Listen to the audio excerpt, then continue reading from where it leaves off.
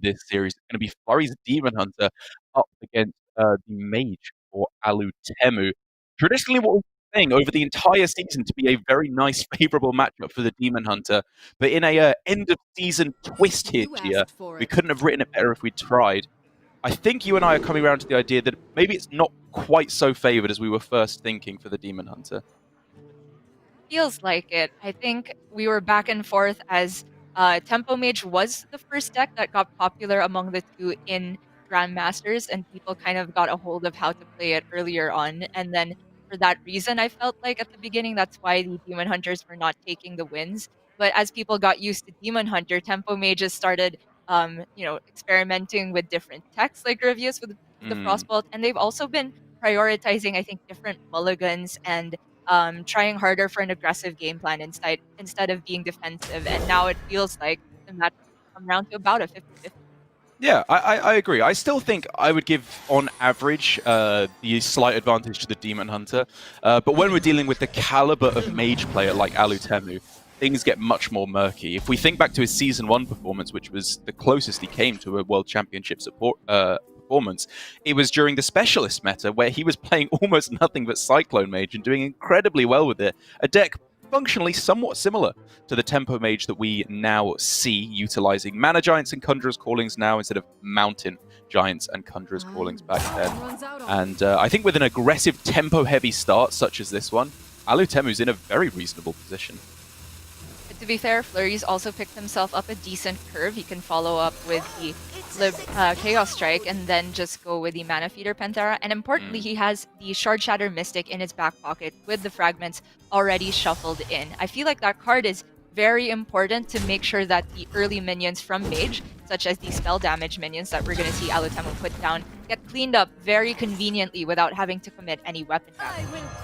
Very close start for both of our players here. Alutemu just going with the safe plan, nothing too fancy here, just going spell damage into spell damage for maximum stats with just a single minion. But holding back both the spell wings here a little bit longer is something you and I have been cautious about, because they can take a little while to actually get rolling with the arcane missiles. That's a bit interesting as well because of the cram session. We could have seen him maybe hold on to a different spell damage minion. To be fair, he has this Primordial Studies, but these are some very expensive results, not the easiest minions to play alongside the cram session. But for this turn, he can at least drop down the double spell wings. Yeah, over this selection here, I'm kind of looking at Violet Warden, actually, just because this turn you can go double Spellwing, and then it curves pretty nicely, actually, in my opinion, into Coin Violet Warden on turn 4, with the discount factored in. That I think against the turn 5 plays, they don't really want to sink all that damage off of a Lapidary, for example, into a target that it doesn't even kill. Fair, that is the highest tempo option, but I'm looking at Azure Explorer for the turn 5 because you can pair that with Cram Session. Sorry, the turn 4 with the coin, and you get extra draws off of it. It's definitely a bit risky, but I feel like Alutemu needs to put together a stronger game plan than just one minion on curve. I think he needs the Apprentice Evocation type nonsense to really swing the tempo back. Alutemu agrees, and to be fair, there's another point in the favor of the line that you and Alutemu were thinking. If I was looking at the line of coin into the Violet Warden, there's a 2-3 on board, which means the Lapidary plus the 2 attack would cleanly take it out anyway. Like you said, this seems a little bit more flexible and is playing to drawing the Apprentice, the Mana Giant, the power cards in the deck, so I'm on board. Could take some pain for it though, and this mana burn generated by Flurry could mess with Alutemu's plans big time. The alternative, of course, is just hero power for Flurry. That would give him a completely clear board, but it's really tough to put Alutemu on having something. It's worth noting though that it's not necessarily the generated card that the mana burn shuts down. It's Coin Jandis, for example. Yeah, I think it's difficult to work with discrete breakpoints in Mage because it is, for the most part, so many cheap spells. But I did actually kind of like the look of the mana burn there. Just while you can, you could argue you want to do it going into turn 6 for the Skull, but that's not going to be outcast anyway. It was a tough one. I feel like it. Oh, so expensive yet again. Probably Twin Tyrant, because it's the only one that can affect the board as soon as it gets down. Agreed. And here we go. Man, when you look at it in the face, these 3 cards look pretty good, actually. Being able to fill up your hand, draw through to Solarian Prime, hopefully find an apprentice soon. This is still anybody's game. Flurry, the turn is quite awkward because he has a highly reactive hand, but he would much rather be getting down a Lapidary right now. This is not a board you want to play Shatter Shard Mystic on. Yeah. It's tough, right? Because this Skull, in my opinion, is not going to get into the outcast position for quite a long time here. Altruist, you don't just want to tempo out unless you're getting quite a lot of value off of it.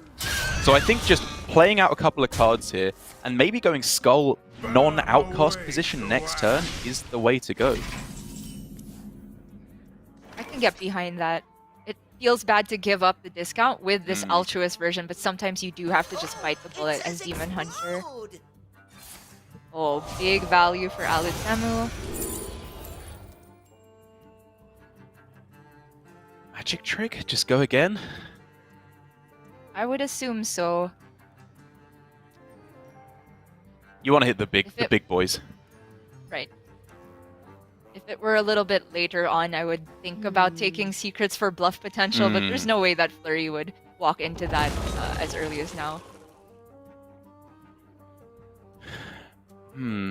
Trade Missiles is tempting, obviously, just to eliminate any damage off the board, but if he wants to go for a slightly more aggressive approach, it could just be Ray of Frost and then push the 1 damage face instead. Time runs out of what to do. What to do. It could be not even missiles altogether, like he could preload a trick, but I think the Ray of Frost looks okay because there's not that many huge minions so far from Flurry. Alutemu is just leading up to trying to get to the safest prime as possible as I see it, so as long as he doesn't take any extra damage, he should be happy. Yeah, on balance, I just about prefer this line. It was with 4 missiles, almost guaranteed to hit it. You pretend that it always hits the minion there for the sake of how it would work out. And the Ray of Frost, I think having 2 of them in hand is a little bit more valuable just to freeze a Lapidary for 2 turns, say.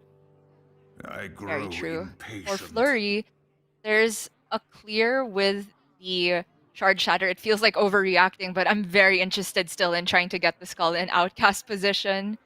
It would take 2 turns though because the Altruist is really hard to maneuver, so maybe it is just Skull now. I kind of just want to play it. Nothing else is really doing anything for me. Like, I appreciate you want to kill off the lab partner in an ideal world, but is that really gonna affect that much at this point? They've already got quite a few cards.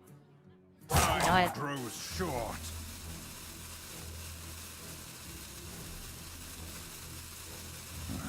Demons.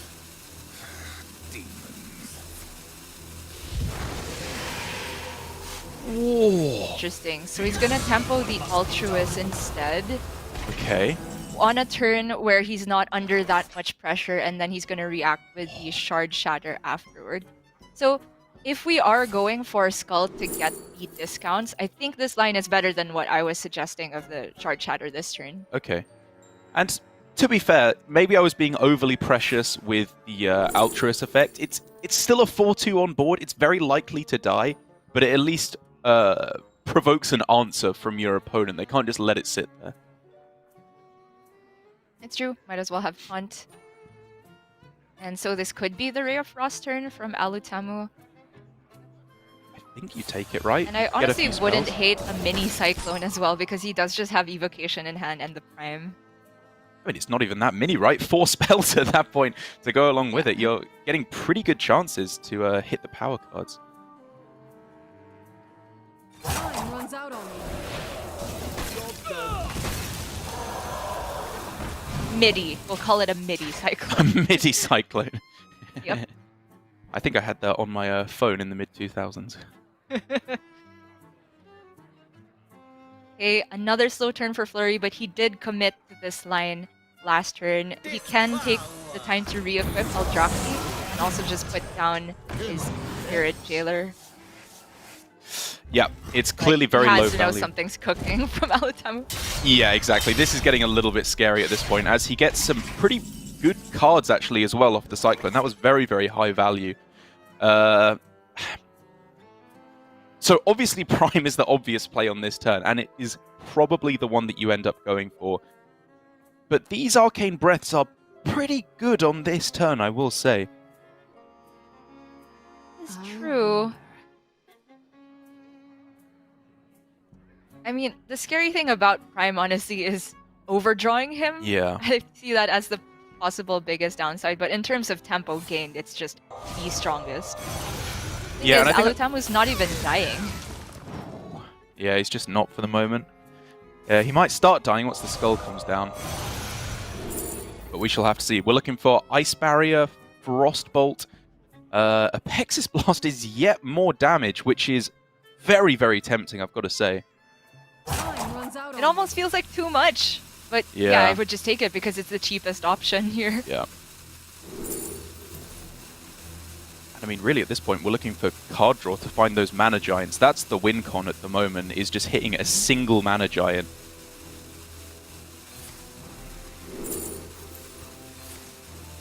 Oh, Mirror Image is potentially very big. We can see this Blade Dance in Flurry's hand, but obviously for Alutemu, he's generated tons of resources, but it honestly feels a little bit slow. I'm concerned about if there's going to be discounted lapidaries off of the skull. There might be too much coming out from Flurry turn after turn.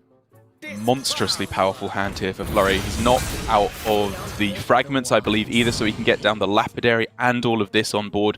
This is the push he was looking for. Yep, I'm going to slam that 5-5. Yeah, I don't think you're quite at the point where you have to set up for a big blade gun, so you can already have a 7 damage AoE next turn. That sounds good enough. Ooh. Well, if the last board wasn't big enough to warrant a Prime, I'm pretty sure this one would. And even if it doesn't go perfectly well, he has this 1 mana left to go for Brain Freeze if the Ray of Frost. That's not terrible. Survive.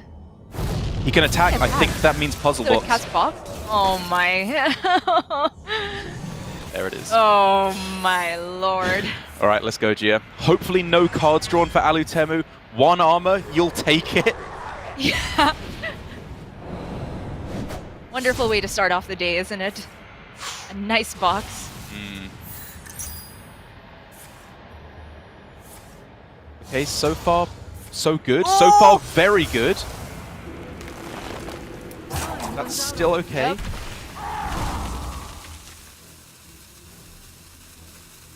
That was pretty good.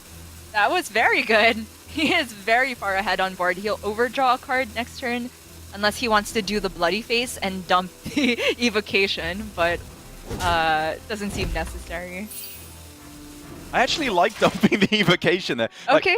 Like, you're looking for Mana Giant, right? At this point, like, it's worth so much if you draw it. What is evocation doing at this point? Just crazy. The secret generated is so big as well. That's an ice barrier, right? I don't know how Flurry gets there if that's an ice barrier. Yeah, I believe it is an ice barrier. Absolutely massive deal. Like, he can clear the board right now, which is obviously fantastic. Keep the damage coming, but he gets the bad news. Absolutely insane. Even with the skull draw, Flurry is completely starved of resources now, and Alutemu has the exact opposite. Power of creation, Twin Tyrant, Conjurer's Calling. Even a Mage Scribe, but you just take the Karen, right? Yeah, I actually kind of like the dirigible there, just for maximum attack power on board, but I don't begrudge him the Ken. Yeah, it's Blade Dance proof, just in case the second one comes. Yep, and then you pass, and then you hit them for 8, maybe 10 next turn with the Apexis Blasts thrown in there as well for 18. The double Apexis Blasts. Where have I seen that before? Henflingers and Second Slices for 19 damage? I am hesitant to say that that'll get there. Skeptical, but it's the only option that he has, right? There's no use in clearing these minions. He has to hope that Alutemu has not generated A, lethal in the next 2 turns, B, ways to heal back up, or C, ways to freeze Flurry's face. Seems very unlikely, but it's the only out. Weird interaction as well that is correct. This is working as intended. With 10 cards, Dirty Tricks does not trigger. With 9 cards, it does, and you overdraw 2 cards then, which is a weird little interaction for Alutemu. But anyway, at this point, a taunt is fantastic to get onto the board. It's going to keep himself safe against pretty much anything. Conjurer's Calling, just for more oomph on the board, sounds good as well. Yeah, I would like that. I guess Alutemu has to think about what's the fastest way to set up 2-turn lethal, because if you give up a lethal setup after this turn in exchange for a taunt, I feel like that's a weaker line. So I just want to get into a position where just double up Hexus and the attack on board can close the game. And I think Conj can do that very consistently. Not the best minions, but you do have to play the Felguard here, I agree. Just maximum attack on board, setting up for the lethal next turn. This has to be a win pretty much for Flurry right now. And outside of Skull exactly, I'm not seeing it. Oh, the cane is so close.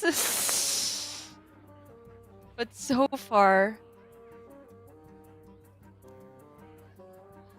Easy lethal next turn for Alutemu. Is it on board? It's 1 off, I think, on board with 21 damage with the ping. But with the 10 damage from hand, there's just no way for Flurry to escape this. From his perspective, I think it's correct to just hold all together if it's not lethal on board. Fair enough. I think that Flurry has essentially given up all hope here, as the chance of them not having 1 damage with this many generated spells is incredibly unlikely. And Alutemu, in the matchup that all season we have been calling unfavored, gets the win with the Mage. Undeniably, this has been his signature class over the course of all of Grandmasters, and he does it in style. A huge first game for Alutemu. It was very interesting how it panned out too, because Flurry, I mean, he hit the skull, so it's not like he was completely starved of resources. It's just that Alutemu had the early game, so he wasn't under that much pressure. It took a while for Flurry to hit the lapidaries, and possibly not seeing a Marrow Slicer also really slowed down his clock. And of course, we cannot deny the power of that box. The generated ice barrier was the reason that Alutemu stayed alive there. Minus 8 HP, Kayn would have been lethal. Indeed, yeah, it was a very, very big deal. A very fortunate Solarian Prime, but that's why you put it in your deck. It does stuff like that on occasion, and we put him in a very, very good spot. He held it for a turn as well, to be fair, to answer that board, so it's not like he just threw it out and prayed for something good to happen. He had a strategy in place. Does mean he's going up 1-0, 2 wins away now from securing his spot for another season and not being relegated, and sadly sending Flurry away relegated from Grandmasters. But Flurry still has a chance to turn things around. When we come back from this short break, we're going to see if he can get the full 3 wins needed before Alutemu could get the 2. It's going to be a very, very tense one. We'll be right back.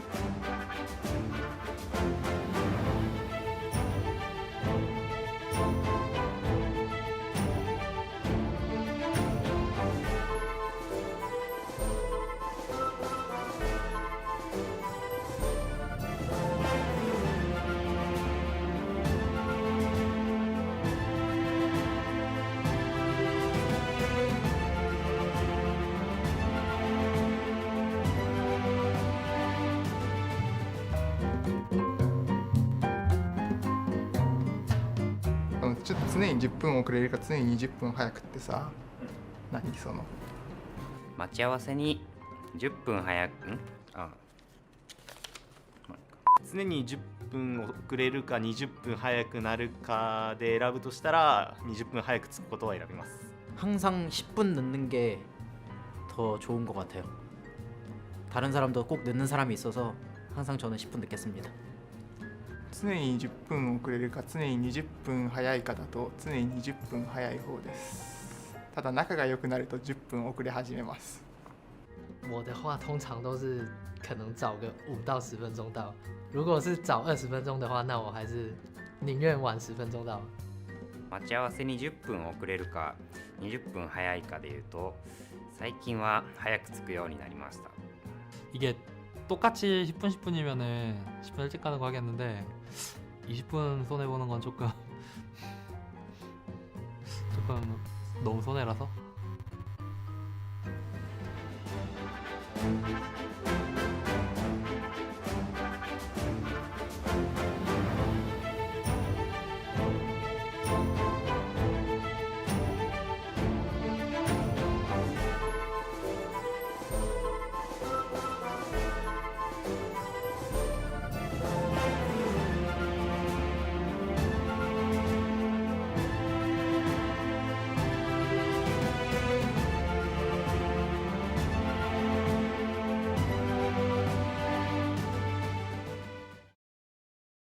Welcome back. It's the relegation match for today. Here on the final day of the year for Hearthstone Grandmasters. An emotional day for everyone involved, I'm sure.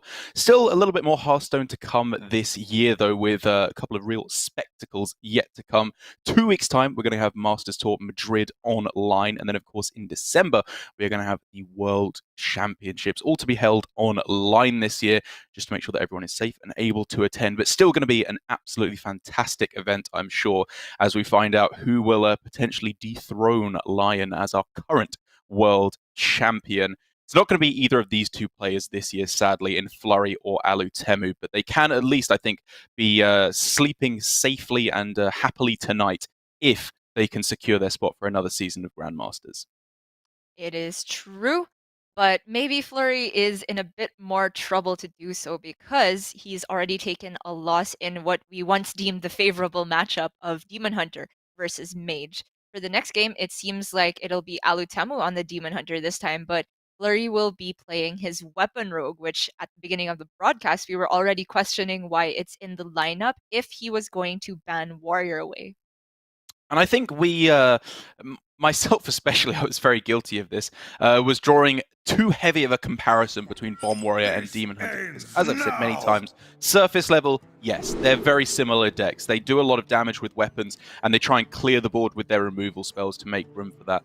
But I think against specifically the Weapon Rogue is when Demon Hunter really starts to shine in comparison against the Bomb Warrior. Yeah, they do have removal that can, disregard stealth in the Shatter Shard Mystic and also the Blade Dance, which can give Alutemu a lot of breathing room, not to mention healing from Eldrazi Warblades itself. can maybe outlast the self-sharpening sword from Flurry's side. Flurry has put together a pretty decent minion hand as long as he gets something to do turn 2 and turn 3. Yeah, it's okay. I think you can rely on your deck to give you something to do. It's kind of weird when you look at it, because we call this deck an aggro deck, which, you know, it is, to be fair. It has a lot of cheap minions. But the curve of the deck is quite a lot higher than a lot of the other quote-unquote mid-range decks at this point. Like, the curve of Tempo Mage, for example, or Secret Rogue is significantly lower. Like, it's mainly 3+ cost cards for Flurry. So the chances of him finding a 2-drop or even a 3-drop are necessarily guaranteed. Yeah, it's very likely. And already from Alutemu, you can see from the Soul Shear and Blade Dance keep that he's assuming the defensive position in the matchup, which I think is completely warranted. It's easy to run the the Weapon Rogue out of threats should they not hit the Greyheart Sages and both Secret Passages towards the end. In this matchup, I wouldn't even be surprised to see Blade Dance used as an Arcane Explosion. I'm not sure if that happens as early as now. Hero Power Coin Blade Dance. Nah, doesn't seem good, right? Oh, it plays around the Greyheart Sage, though. That's the kicker here, right? I know it was a full mulligan, right? So you can't have any read on it being in hand. But if you deny that, it could just win you the game on the spot. Oh, it could, but...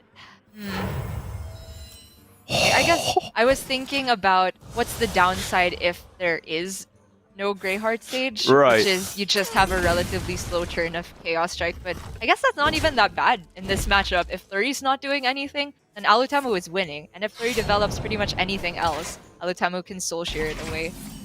I just love this play from Flurry. I think this is absolutely inspired. Like, it's such an aggressive use of it, but like you say, it's good against the perfect card from Flurry. And it's decent otherwise. You've just denied 5 damage to the face on this turn. And it's not like his hand becomes terrible if he does that. He still has the Chaos Strike. He now curves into the Marrow Slicer on 4. That is true. It's a big deal that he's picked up a turn 4, turn 5, because I was maybe tunnel visioning on the coin to give him more flexibility about Skull. But it seems like a matchup where you probably don't even need the Skull necessarily to get over the finish line. Lillian, however, presents some problems for Alutemu. Yeah, while I liked what Alutemu was doing in the first couple of turns, this is far from a one game from Alutemu, with Jandice following up after this very scary-looking Lillian. He's going to need to find, the Shard Shatter ideally, just any way to answer back against this. Yeah, potentially very problematic. I suppose the other downside of what the play we were talking about is it uses the Blade Dance, which is a very powerful resource. I think it's fine for Alutemu to assume that there's not necessarily a good minion follow-up if he denies the possibility of Greyheart Sage, because in terms of Flurry's best curve-out minions that don't involve getting weapon synergy, it's just the one of Lillian and the one of Jandice. Those are both legendary, so this is the exact outcome where Alutemu gets in a bit of trouble. Time grows short. Just thinking about whether he wants to swing at all, because obviously, yes, you want to be able to swing in with minions and guarantee yourself an activation for Glavebound in the next few turns, but this hand has a lot of damage. This can go on the counter-offensive in the next few turns if you want to start just swinging face. Good point. But I think there's just enough effect that you would regret wasting a swing on to justify holding onto it. The other Blade Dance, even consecutive Glavebounds to an extent. Jandice is exactly what Alutemu did not want to see. Highly problematic, the shape of this board. Yeah, he's got to draw for the Shard Shatter, obviously, off the top of his deck and from the Chaos Strike. But I think he might be forced into Glavebound now? Not necessarily. Soul Shear does a similar job on this turn, just in terms of clearing off some board. The numbers are just not clean no matter which way I look at it. You don't want to kill the Lillian because you're immediately just going to take more damage from it. Yeah. And if you swing face and shoot the 3/5, the Lillian also just takes a very clean trade. I think he's going for a halfway measure of Chaos Strike to help him keep cycling and potentially still Soul Shear. But now that we've seen this Spectral, it might give Alutemu incentive to just look for the Blade Dance, even if it's not this turn. Time grows short. Is that worth deviating away from going for an actual like clear play on this turn? Probably not. I think it might just be Soul Shear on the 3-5 and hit the Kel'Thuzad. Taking the risk that that's the illusion one. He doesn't even know for sure. He ends up just taking the damage from Lillian right now and swinging face.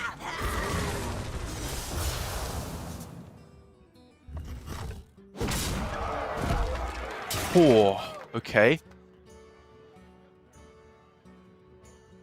Obviously, this sets up for Skull on the following turn, which is a pretty big part of his thought process here, but it means he tanks quite a lot of damage along the way.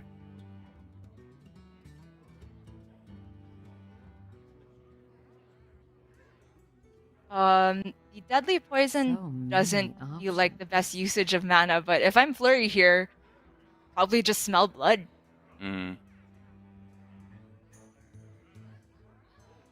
And you can fit in the Cutting class after that, just can't fit in the Dread Corsair. Oh no, wait, I didn't even realize though that the Lillian would die because of the attack on the weapon. I was trying to figure out what had actually happened there for a second because it just died, but it's kind of like the old misdirection interaction where it dies because it attacks on your turn. Didn't even think about that. Me neither. Pretty cute. Alas, poor warlock. Okay, we're looking for Blade Dance. Also weapon buff, not there whatsoever. That is a complete stomp from the weapon rogue. Yep. Very, very decent start there from Flurry. I liked what Alutemu was going for, but he just didn't really find the cards you're looking for in the early game. None of the 1-drops, none of the 2-drops. He kept that very reactive hand, as you were talking about, which I think was probably the correct way to go. Blade Dance is an incredibly flexible card, as he showed in the matchup, but it still just was not quite good enough there to fight back against that incredibly strong curve, just not even relying on weapons at all. Just strong minions on curve gets the job done. It's easy to look at the result and exact pan out of that match and call the early Blade Dance a mistake from Alutemu. But again, it's important to note that the majority of Flurry's deck are not minions that are good on their own. They're minions that synergize with weapons, and they're primarily small ones like the Dread Corsair, Volpera, Toxin Blade, so on and so forth. But that exact hand of the legendaries that put the most aggression onto the board and the most stats out of nowhere really caught Alutemu off guard, and not having the second Blade Dance absolutely sealed his fate. And that win is huge for Flurry because I thought this would be the deck that he would struggle the most to get a win on. Yeah, a big deal. And he got like the kind of consolation matchup. If you can't hit Warrior because you've banned it out of the way, I suppose Demon Hunter is probably the one that you're most likely to take the win with on the Weapon Rogue. It means that we're left with Demon Hunters on both sides, Rogue on one side, being a secret rogue for Alutemu, and the Mage on the other side for Flurry. I'm not entirely sure who I'd favor at this point. Like, I think the Demon Hunter's got a slightly better matchup against the Mage than the Rogue, but it also has the Rogue has a slightly better matchup against the Mage, in my opinion. So the Mage, I guess, is probably a bit of a weak spot at the moment for Flurry, if I had to take a guess, but not necessarily a runaway win for Alutemu. Very true. I mean, now that I've come around to thinking Mage versus Demon Hunter is just fine for Mage, I feel like almost everything is hovering around the 50% mark. It's just maybe Rogue versus Demon Hunter that I would put as a slight Rogue favorite. But we are going to see this matchup now from Flurry's side, and he has hit decent early minions, and so has Alutemu. Skull in the middle keep, which is very likely to just go to the left after turn 3, I think is completely warranted. Yeah, something we're seeing more and more. Skull against the Mage, just kind of players really like it, and seems to be supported so far. It's looking very powerful, as Alutemu can really curve out pretty powerfully here. I wouldn't hate the idea of Coin Hero Power Mana Feeder, or even just Mana Feeder into Hero Power Mana Feeder. Right. River Croc is a real possibility here, and yep, he is going for it immediately. I mean, after the Marrow Slicer draw, that even gave you even more incentive incentive to possibly go for the coin mana feeder into hero power mana feeder again, because the turn 4 was spoken for. But Alutemu is just leaving himself the most flexibility, and the potential to coin out the skull a turn earlier is potentially really big. Yeah, that definitely feels worth losing, saving that alive for, as opposed to losing the coin just for a card. Flurry, I was looking at just AI here. Same. Looks like he wants to try and fit the ping in on this turn if he's going this way, but instead just maximum development onto the board. Interesting. Image on this board feels like it is not saving Flurry as much health as it could later on. You can make the argument that AI also would not have... I mean, the health he might have saved from holding on to mirror images might have been negated if he just goes for mirror arcane intellect, because Alutemu could send some minion space. But this feels like it's just asking for trouble with a Shard Shatter Mystic. That's fair. I mean, there is a fair bit of development on the other side of the board, so if a Shard Shatter Mystic were to come down, at least it's a relatively even board state you end up with. I think the saving part of this play from Flurry is that he will end up with a decent amount of cards in hand still after he trades back with the Spellwing and the Thalnos here. So it's not like he's losing all the cards in his hand and making these Cyclones useless. He should still be able to get some good value out of them. I definitely like leveraging the Arcane Missiles while he has the spell damage on board. Possibly a big thought process for him last turn was use the image to protect his Thalnos and maybe get the best value out of the Arcane Missiles. And it works out pretty much perfectly for him here. Board reset. Yeah, fair play to Flurry. This, like you said, it just worked out like an absolute dream. Arrow Slicer seems quite strong, but it also is very tempting to develop a minion here. Exactly. Coin Soul Shard. Like, I know we've been talking consistently about keeping Coin Skull open. Marrow Slicer activates the Glaive Bound, which is pretty big, but a 5/5 on board, Gia. I want that. Or even just the Cane, if he really wants to go for the earliest skull possible. I think this play overall is the safest, but it was indeed tempting, I have to say. It's fair enough. Fair enough. Flurry just juicing up, getting this hand ready for an Apprentice draw, maybe off of the Cram Session, or just an early Cyclone if that's not there yet. This feels like a Lapidary turn. And it all to face? the Dome. Okay, good. Yeah. 5/5 itself challenges the Cobalt quite cleanly, but Alutemu, Wow. I guess the whole reason for playing Marrow Slicer last turn was that he really prioritizes getting the skull down as soon as possible, which, to be fair, when you hit the Blade Dance, you can not even have to worry about leaving up a minion on their side when you go for the Lapidary turn. Doesn't hit it though, and also crucially misses the discount. Yeah, it's a pretty big deal. Whether you cycle the Consume Magic is kind of interesting here. I think I probably would have gone for it there because there's not too many targets that you're interested in silencing against Mage. Just but maybe that one. yeah, exactly. It's the Solarian is the big one. But yeah, definitely worth noting. I think the whole reasoning for going for Skull ASAP was to find Blade Dance or Shard Shatter Mystic. Conjurer's Calling looks premium to me, I think. Flame Strike not quite worth it. Potion way too greedy. I agree. He doesn't have the Giants in hand yet, but the Conj gives him a way to punch back as soon as he draws it. None of the clears available for Alutemu. He was digging for that Blade Dance to fight back. Start with Chaos Strike, maybe? I mean, Blade Dance and Shard Shatter are still really good off the top here. Yes, and the thing to bear in mind is that clearing the board is not, in fact, a necessity at this point. He has so much damage over the next few turns that as long as he doesn't hit a Taunt or maybe a Frostbolt, he could just get there with pure damage and win the race by quite a margin. Correct. So even if he doesn't hit the board clear, then he can still just play a Lapidary, Hero Power, send it to the Dome. Of course, it's a lot scarier, Because the way that Mage tends to win the matchup is when they force the Demon Hunter into positions where they can't clear the board, and they're forced to go for the race. Suddenly they get hit with a single freeze effect to the face, and then the Mage wins the board.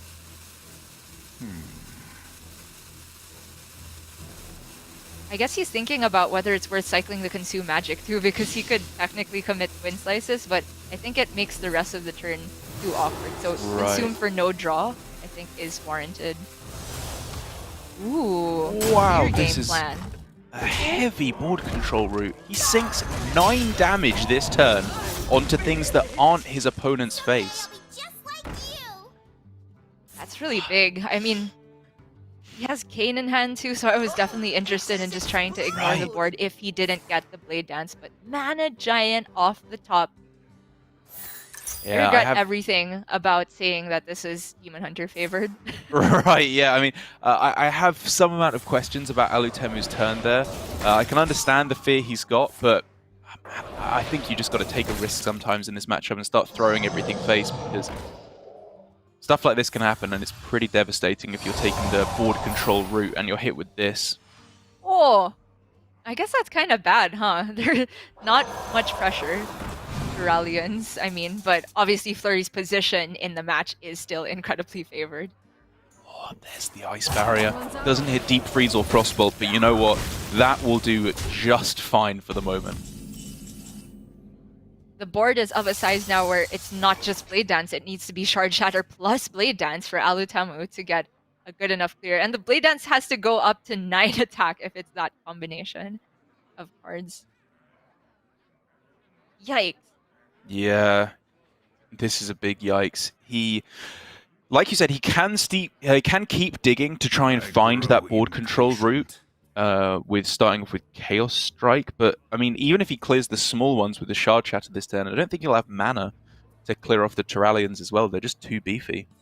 Yep. But at this point, I think the board control plan has gone well out the window. So as long as he can clear the Apprentice, and you know, it would be great if he could get rid of the other minions too, just for additional damage cleared off the board, he can still try and race by virtue of the Ceruleans being relatively low attack for 8 drop. So Marrow Slicer, Hero Power Face, and then Soulshare, the Apprentice. Is that where we're at? Still want to cycle the Chaos Strike. Okay, fair, yeah. Just for that small chance of being able to hit the Shard Shatter Mystic. I think, to be fair to Alutemu, what he's doing here is he realized Chaos Strike can be used at any time to cycle, but the attack buff effect it gets, he wants to utilize with Blade Dance on the same turn, which is why he saved it for a couple of turns here instead of just seeing what the top card of his deck is, which I can respect. It's true. I mean, oh my god, the Grom! That's 17. Not quite, but extremely close. If he pings it, though, he doesn't get to Ice Barrier. Probably just safer to go about it this way. There's still one unaccounted for skull discount that he hasn't seen, so I think it's possible if Alutemu had gone for like certain combinations of cards to find maybe. lethal. Yeah, that's fair enough. I think he's winning the game anyway, so I definitely don't begrudge him not going for the ping there. Damage is ramped up, so this has to be the greatest Blade Dance of all time, and it's not there. That can heal, but it doesn't heal enough. Yeah, I'm just not seeing it. Chaos Strike again. Oh.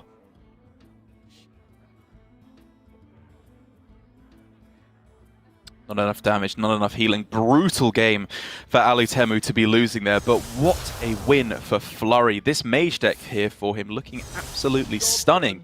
I think that play he went for on turn 3 with the Thalnos Spellwing mirror images, although it looked weird to you and I both at that point, the more I think about it, the more I think it was actually just a really smart way to go about it there. It set up a board that he could then answer with missiles on the following turn and take extremely little damage in the process.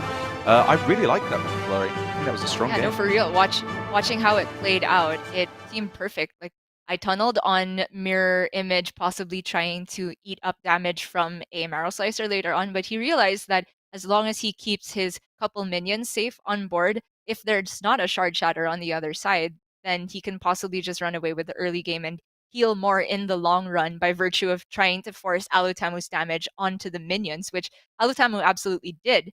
However, whether that was correct from Alutemu, I am still on the fence about, because I for real would have gone for a Lapidary before Skull, whether it was on turn 4 or turn 5.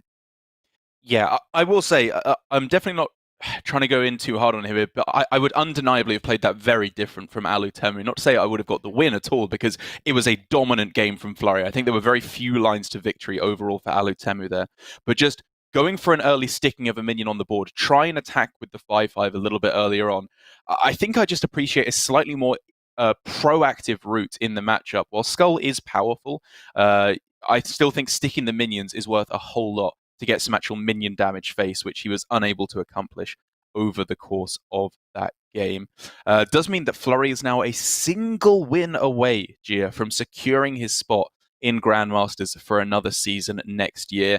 Alutemu, as we've been saying, has a little bit less on the line here with that safety net that he acquired for himself with his second place finish to Letter in Masters Tour Asia Pacific Online. We will almost certainly be seeing him re-qualify through to Grandmasters next season if he is relegated out here. But still, as he's tweeted out, he really does not want to be the guy who was relegated out here and forced to re-qualify through. He wants to show that he deserves his spot undeniably as one of the top players in APAC. It makes all the difference. And honestly, even if it's just 0.01% or something for Alutemu to not necessarily re-promote, any sliver of a doubt will play on his mind for certain, because it's all going to depend on the results of Masters Tour Madrid. And he's also got players like Lambi Series tweeting at him saying, please take the win, because a win for you is even more secured for me. We move on to the Demon Hunter Mirror now, and Alutemu's got a very slow hand. He does. Flurry does not have the most powerful hand. Penflinger is not really a one-drop most of the time, unless you want to get pretty experimental with how you're playing it out. That is a one-drop, though, which does help smooth things out even more. The big thing for me is he's also got Skull in the outcast position. Excellent top deck for Alutemu there, but for Alutemu, you can make the argument that he just has to play one card before he plays a Skull, but I tend to think that you want to save Blade Dance in this matchup in order to hit the minions that are outside of Shard Shatter range, so Glaive Bound and Soul Shard Lapidary. If he's forced to play it on a smaller board just to make room for the Skull, it would feel somewhat inefficient. Still just absolutely nothing happening here for Alutemu. This might be the dump left Blade Dance turn, honestly. Because the next turn looks like Kayn. I don't know what turn 5 is, but you absolutely need Skull to work in this matchup, in my opinion. I think Blade Dance is just too valuable. The tempo swing that it affords you in this matchup can be so massive. Even if it targets one minion, as we very often see, that's the swing you need to do, just so that you don't have to hit things with your face. It's extremely valuable, and I would, most situations, never think to use Blade Dance like that. But prior to this draw, the hand from Alutemu was 0 attack buffs because he didn't have any fragments shuffled into the deck. It had the second Blade Dance, so it definitely felt like he would have to play Skull before he would get that good of a Blade Dance. But this top deck changes everything. Yeah, you bring up some very good points. And, it's getting into the territory of how likely is it that he draws one of these cards within the next 3 turns, which I am way too stupid to be able to figure out on the fly what the exact likelihood is. My instincts say this was the correct way to go about it, though, to just wait, trust the top of your deck. And turns out I was 100% correct, because he top decks Marrow Slicer on 4.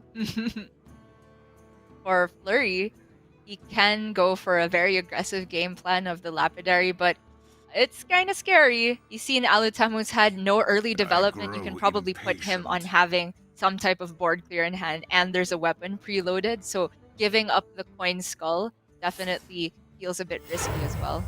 Wow. He's going in. To be fair, this plays pretty nicely around opposing Lapidary. It means that if they want to play it, they have to leave your 5/5 in play to get the damage face, or overkill by 4 in order to clear off your 5/5 here.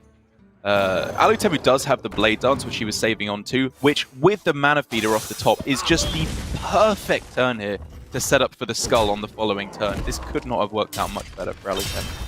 Yeah, it's huge. I just have questions about whether he was supposed to swing at the end there. You do waste a hero power, but it kind of feels like the next turn is Skull. So you could swing on that turn and then re-equip a weapon off of the Skull. It's true. It's true.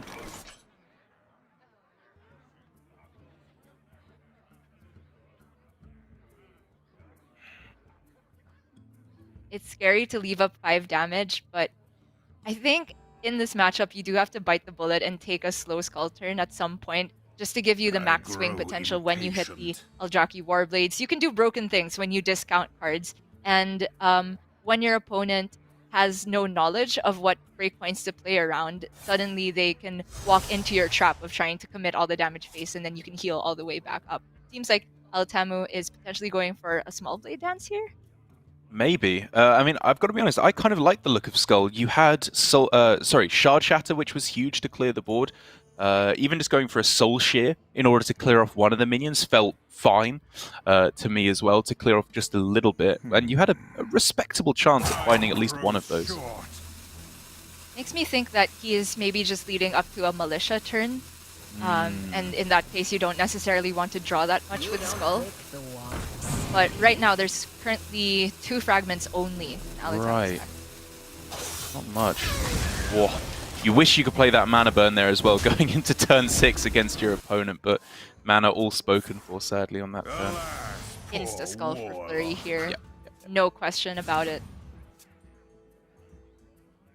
Ooh, Militia on the other side too. Cheap Altruist? That's Penflinger Spirit Jailer on the left. Hello? Yeah, that's a spicy turn coming up for Flurry. He's going to start doing some very nice stuff. He himself does not have fragments in the deck, so his Militia, not too great, but that Altruist could change everything. Is it just Militia now for 2 3/3s and a 5/5? Just one Shard Shatter and a Soul Shear away, right? Yeah, exactly. Ooh, missed another discount. But it's a big deal. He can get another Marrow Slicer down this turn. That helps the race by miles. Yeah, exactly. It means he can either set up for the Militia for a huge amount of rushes if he wants to, or just try and hit lethal in the next couple of turns. This does, I believe, just set up 2 turn right now. Yep, if there's no healing on the other side. He puts Flurry down to 11. He has well over 7 from hand, so super scary for Flurry. No Eldraki in hand either. This is getting close. Ay, ay, Still ay. no healing. And the only card draw is the Mana Feeder Panthera, I believe. So there's no fragments in the deck. Is there any way he hits lethal on this turn? Like, he can go Altruist, Penflinger, Spirit Jailer. Demons. It's not doing enough. Yeah, it's not even close.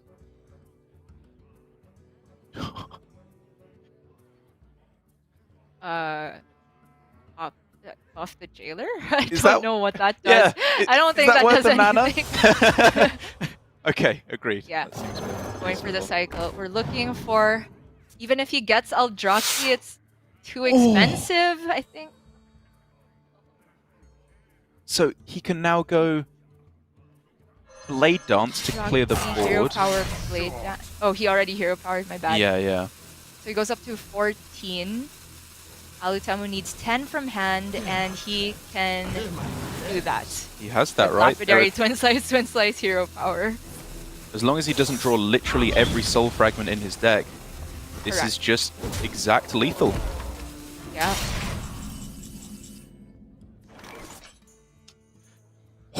There it is. He's double, triple checking. 5, 6, 7, 8, 9, 10, 4. It's lethal. Alutemu is taking us all the way to game 5. Flurry still needs the win with his Demon Hunter, and oh my goodness, he cannot believe how close this is coming down for Flurry's life in Grandmasters. It's crazy. Demon Hunter mirrors tend to go a bit later than this in my experience because the players tend to have Eldraki plus Lapidary to heal up and extend the matchup a little bit further. But honestly, interesting lines from from Alutemu's side in particular. I've always been a fan of turboing out Skull in that matchup, just to make sure you can do the broken things first and put the other Demon Hunter on having to have the most efficient response. If they leave up a single minion, they're in a bad spot. But it so happened that Flurry's healing was all the way towards the bottom, and Alutemu's both blade dances made sure he was in no risk of dying from the opposing minions. Yeah, Flurry plays this. Oh, sorry. Alutemu plays this deck very strangely, in my opinion. I like to see him pilot these decks in slightly different ways. He's definitely one of the players who I think is the biggest innovators of play styles, if not necessarily of archetypes in terms of decks, as he's always seeing something a little bit different going on beneath the surface of the decks that he's trying to look for. In that instance, going for maximum damage reduction, a very low value blade dance there towards the end, holding both the blade dances as you were talking about. He could have thrown one out for almost 0 value towards the start in order to activate the skull, but he was just on a kind of control route for the most part, which in the end led him to finding the lethal because he didn't die on his side. I will say the opening hand looked super scary, but the Spectral Sight and the Marrow Slicer came at exactly the right point for him. Not much Flurry could have done, but he will have another shot on this deck against Alutemu's final shot with the Secret Road. One Maker and Marrow Slicer being kept makes sense. Marrow Slicer is one of the power spikes in terms of just pushing damage to the face if Flurry wants to go for an aggressive plan. And while this is all okay for Alutemu, it's not game-winning quite yet. I think I want to see a full mull.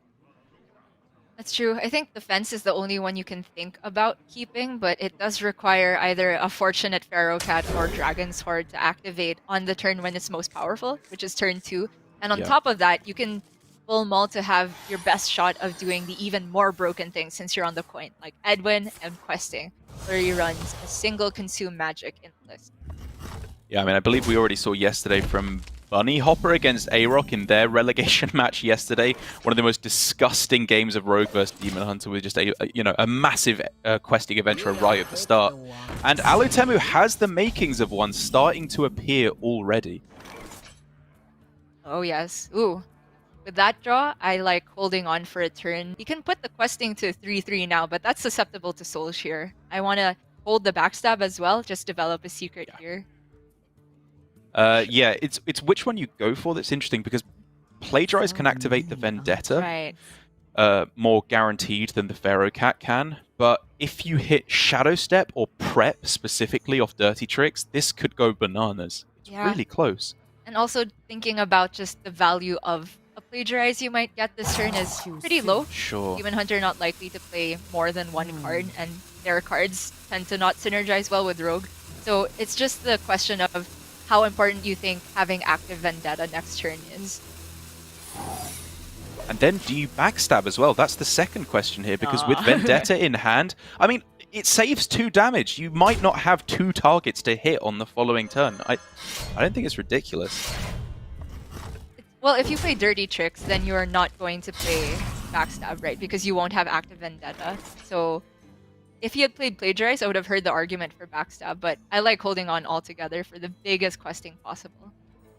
Fair enough, which he may get right now with questing coin 1 Thief Vendetta.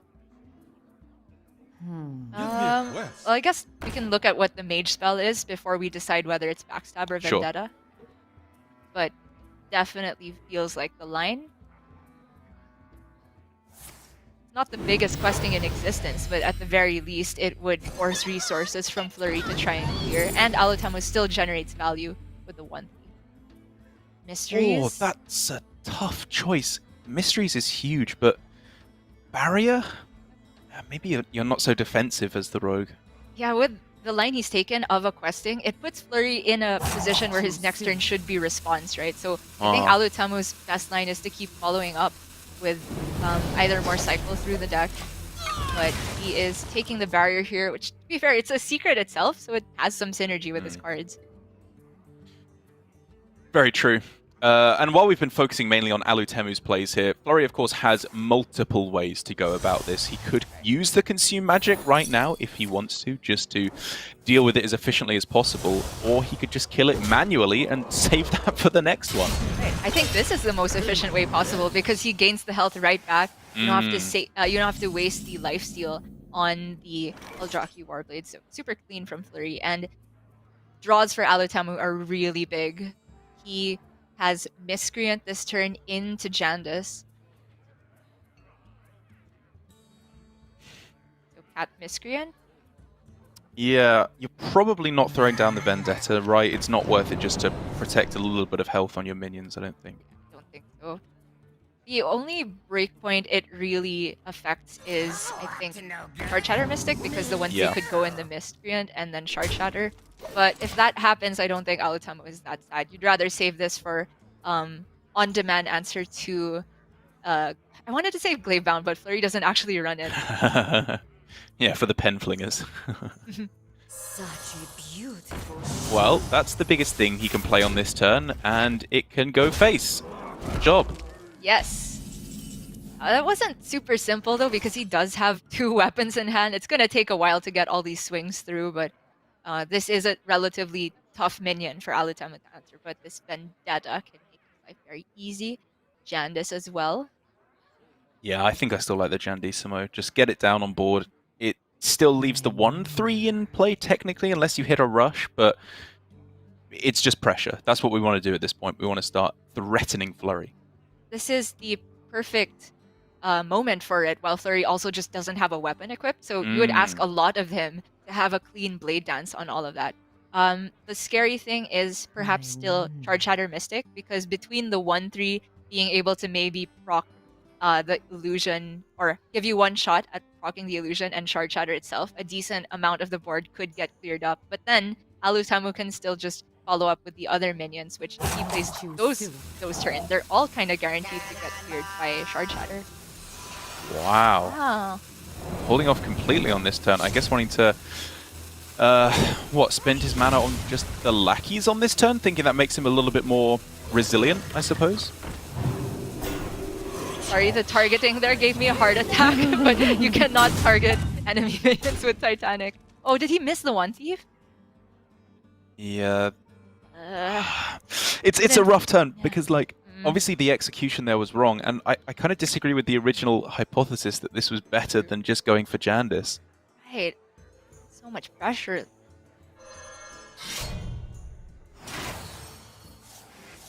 Well, the Consume Magic is forced out here for Flurry, because I completely agree. His game plan is aggression here.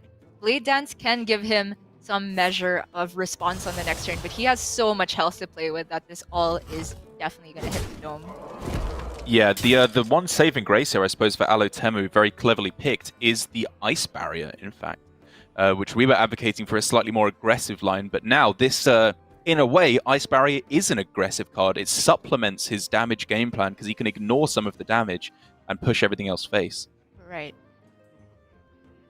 Board space is a tiny issue for Alutemu here. He can trade in the lackeys into the 1/3 to make room for the Jandis, but it just kind of feels like he could have gotten way more damage in if this had gone the opposite way around.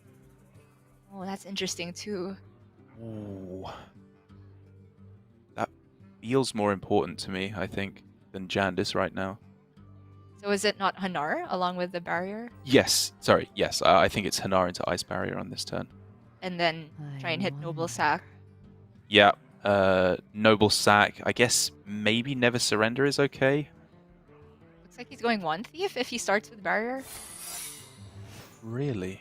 I don't know.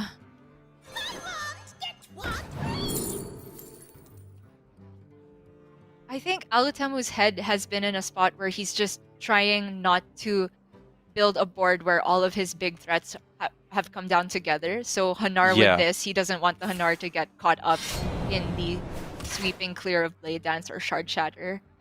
But I think by going for that line, he might have sacrificed a lot of his race potential and is forced into being purely defensive here. Zero board space now either.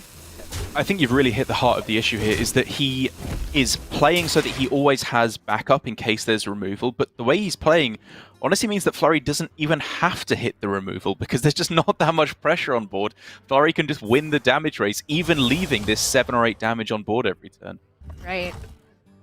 Like, does he even want to play a minion if Alutemu is board locked? I don't know. I think Flurry can just... Okay, probably play the Panthera just for the card draw, but I'm totally fine with re-equipping Marrow Slicer here. All that a day. Save the Cane for after you've seen all of the taunts. Yeah, there's still the possibility of Shadow Step to Titanic, which is a big deal. This Panthera is such a big deal. Alutemu can make room. Yeah. If it's this turn.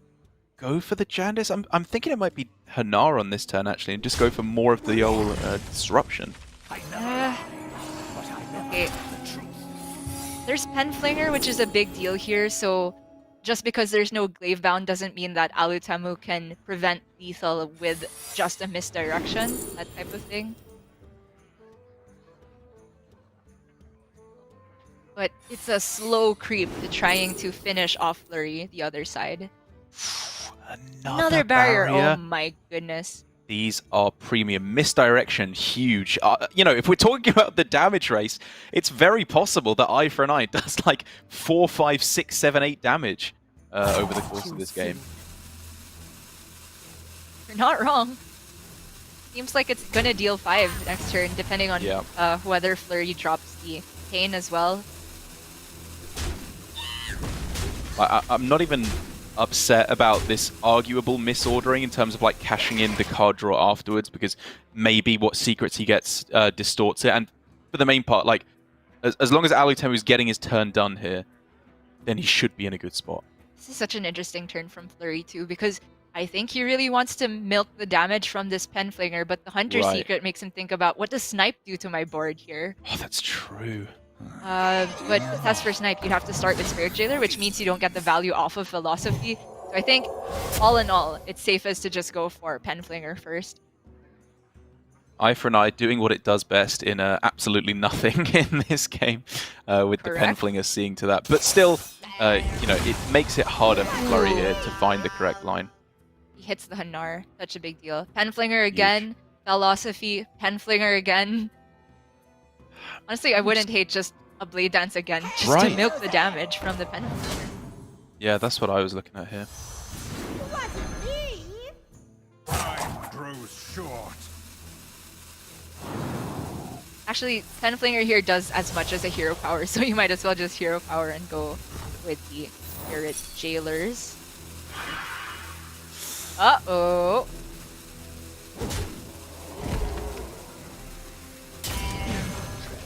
This direction can't go off if the only other target is your own face, right? And you're attacking with your face. I'm not entirely sure. I don't think so. I was just thinking about that interaction as well. I wonder if he could have played around that to get the guaranteed damage to face. He technically could have with the second Blade Dance, but I don't think you're necessarily thinking about misdirection, so I'm not going to fault him for it. And oh my god, now with all these Penflingers, like Alutemu can start looking at lethal of his own in the next few turns.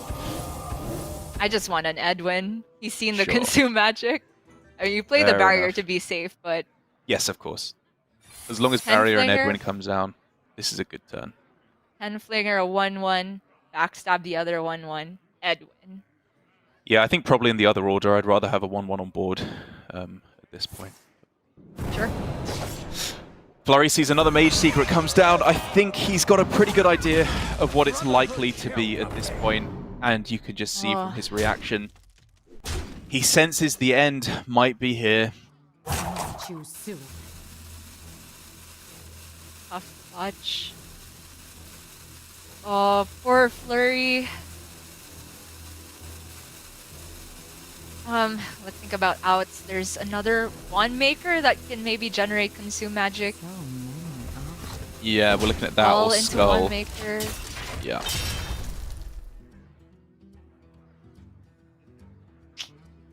It's a lot of mana used up. And he does need to hit the defensive game plan because he currently doesn't have, even not counting the secret. Alutemu sits back, huge relief for him here, but Skull off the top, can this do anything? There's no mana to even try and hit Consume Magic, or play it if you do hit it. He might be able to survive the turn. Is that a possibility? Yeah, he's at 17. There's just 13 plus dagger showing, plus X amount of pen flingers. Flurry sees the secret though, knows that he's unlikely to close out the game on the next turn if he's even alive this turn, which I don't think he is. Another flinger to the face, Dragon's Horde, 2 more flingers. That's just going to do it. Dagger plus pen flingers. Alutemu can do it. He can secure his spot to not be relegated. And for Flurry, he's been here since the start of Grandmasters, one of the absolute fixtures of Asia Pacific. But finally, Gia, heartbreakingly, it's the end of the road for him. It's tough, but it has to happen every single season. The 3 players relegated from APAC this season are in Rivius and Flurry. Flurry in particular, it didn't seem likely to happen by any means because even though he was in Division B, he had a positive match score. He just had the worst tiebreakers, which put him in the 2nd lowest seed when we entered the relegation bracket. And, you know, taking aside all of the qualms we've had with his gameplay here and there throughout the season, he played really well today from what I was seeing. Yeah, I liked a lot of what I saw today. I think that was a perfect swan song for Flurry to be, unfortunately, his last series of Grandmasters. Still very much the potential, if he wants to, for him to qualify back through to Grandmasters with an entirely new year of Masters Tours next year that he can try and accrue that prize money to qualify back through. But for the moment, at least, this is all we're going to see from Flurry. I'm sure it's a heartbreak for Dawn, his member on Cloud9, and all of the South Korean Hearthstone scene. He's such a popular figure amongst the entire country, and I'm sure it will be a very sad day indeed for them. But for Japan, for Alutemu, it's another day of relief. It's still another season where none of them, in him, Glory, and Possessi, have been relegated out. He can start to just forget about this season now. It was really not up to scratch from what we've seen from Alutemu previously, and start to set his sights on next year. 2 seasons to be played out next year. Whole new expansions, new rotations to be coming in as well. Maybe it'll be a bit more amenable to his playstyle.